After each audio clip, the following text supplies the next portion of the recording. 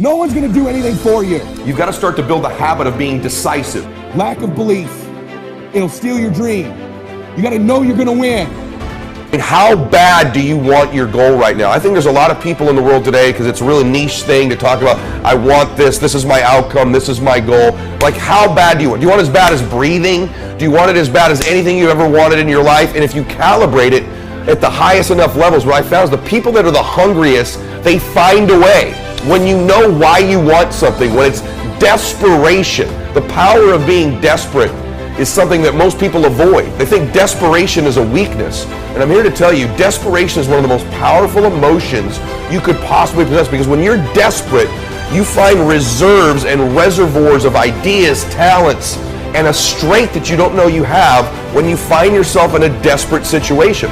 So ironically, the one thing most people avoid in their life, hunger, which is caused by being desperate. When you're starving, you become desperate. Think of somebody who's starving on the street. They've got to, how resourceful would you get if your children were literally starving and you had to feed them, right?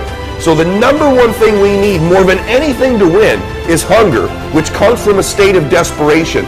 Yet we're constantly trying to comfort ourselves in the real world to avoid the state of being desperate. When you want to succeed as bad as you want to breathe, then you'll be successful.